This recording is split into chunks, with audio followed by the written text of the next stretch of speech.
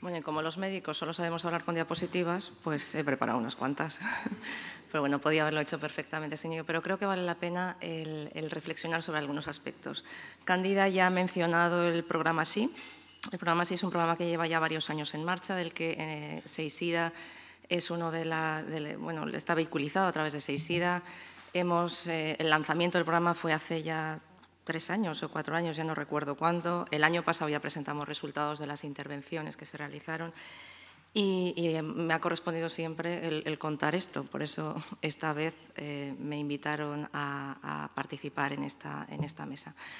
La verdad es que hablar de VIH y mujer y tratar, os agradezco muchísimo que estéis aquí, porque obviamente competir con la hepatitis C, que es el tema estrella del año, que está en la sala de al lado, es muy difícil, pero bueno, eso denota que hay un interés y que estáis comprometidos con el tema.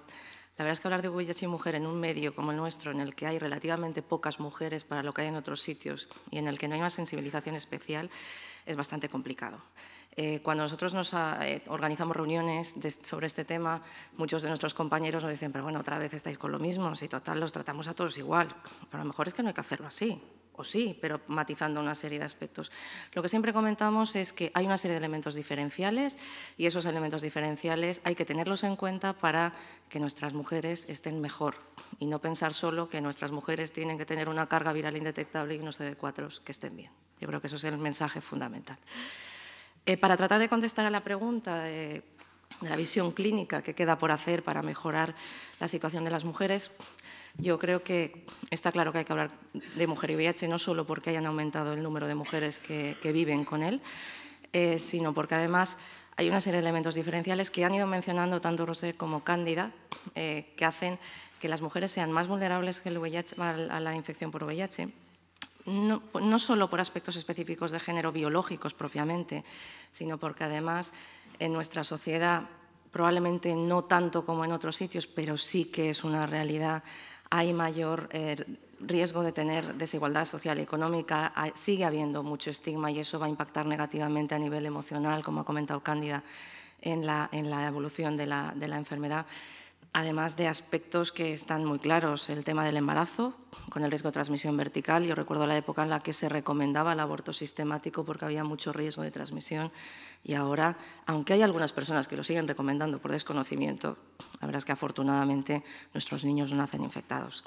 Después el tema de la anticoncepción, hablaremos luego, me imagino, sobre él.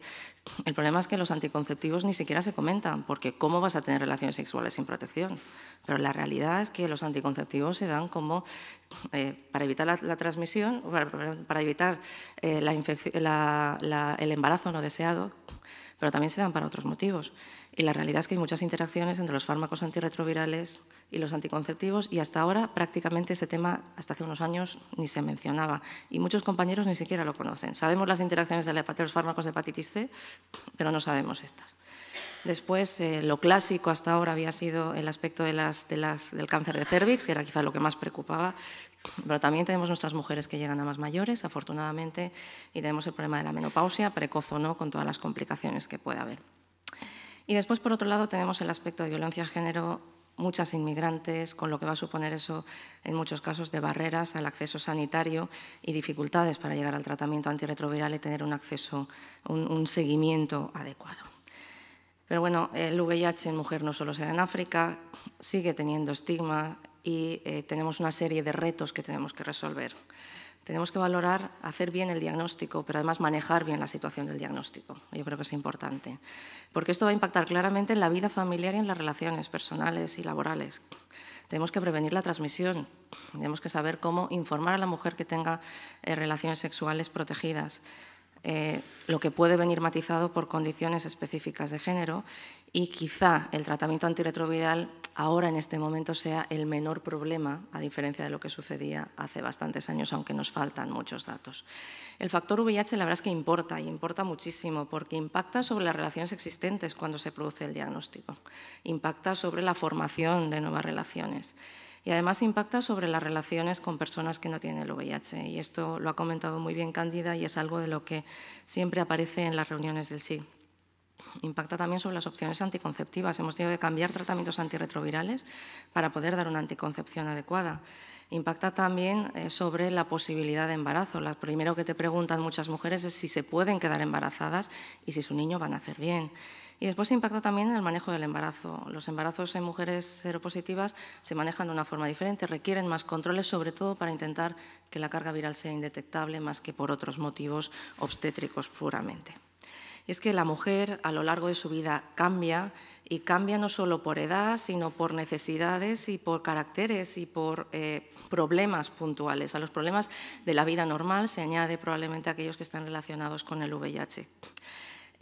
Todos conocemos los problemas de los adolescentes, los pediatras los sufren más, las niñas que nacen infectadas y que llegan adolescentes muchas veces abandonan el tratamiento, se quedan embarazadas a veces sin desearlo, y lo mismo en la adolescencia es un momento en el que siguen habiendo infecciones por VIH. Por el tema de la no protección y por el tema de la sensación de vulnerabilidad. Después tenemos el aspecto de la menopausia.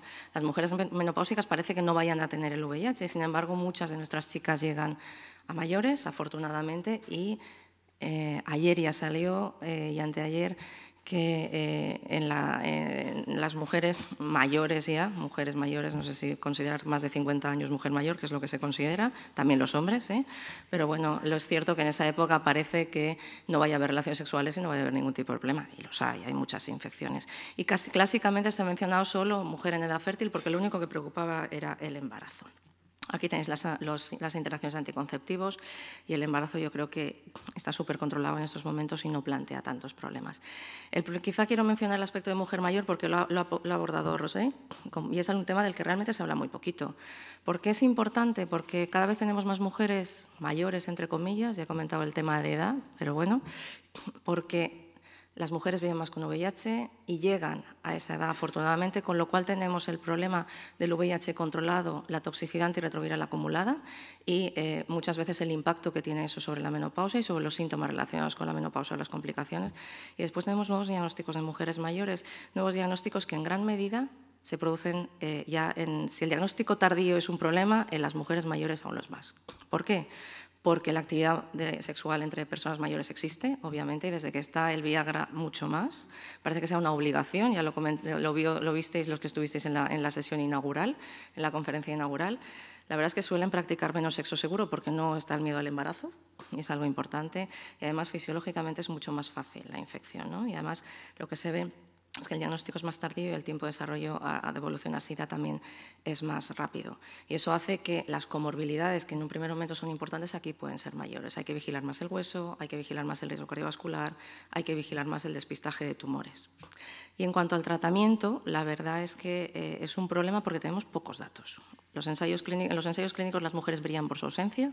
Ha habido muchos intentos de que realmente participen más o se incluya más y realmente se ha conseguido poco. Y aquí tenéis el porcentaje de mujeres que aparece en la mayoría de los estudios que han impactado en el cambio de tratamiento, ¿vale? O en el cambio de las guías como inicio de tratamiento. Si os fijáis, en estudios publicados hace 2 o 3 años, que son los de la barrera final, un 11 o un 9% de mujeres son lo que integran el estudio. Entonces, llegar a conclusiones de eficacia y seguridad con estos datos es prácticamente imposible.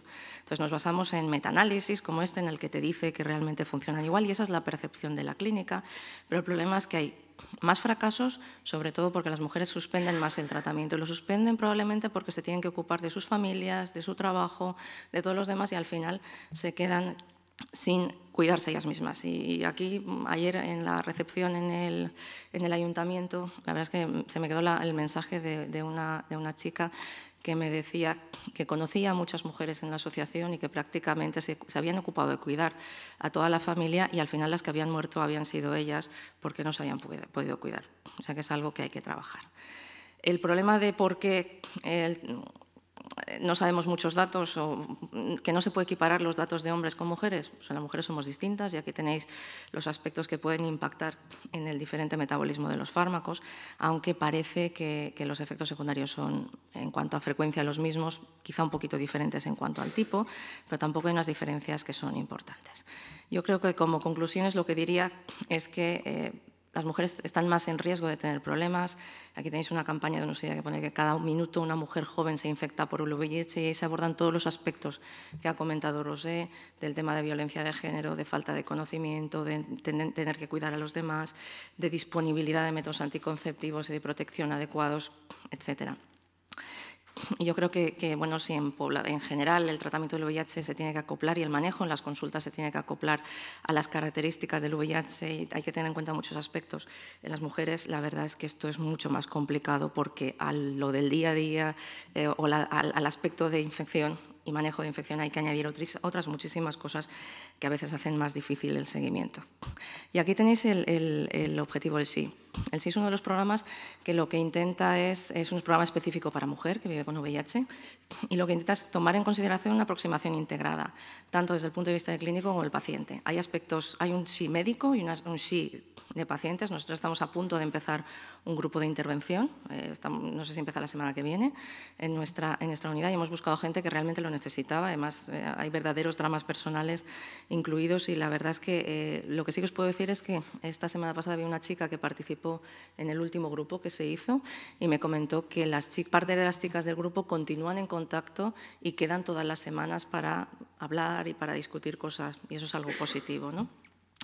Pues esta es una iniciativa muy importante de desarrollo y facilitación de educación sanitaria, tanto clínicos como de la comunidad, para el desarrollo de cuidado de la mujer viviendo con VIH. Ya digo que es una iniciativa que no sabemos cómo va a continuar, pero que de momento sigue en marcha y que además ha llevado ya premios hasta de la Comunidad Económica Europea, o sea, que ha tenido un impacto a nivel europeo. Y yo creo que a partir de aquí podemos discutir. No sé si me he alargado mucho, pero esto sería la foto de lo que es la vida de la mujer con y sin VIH.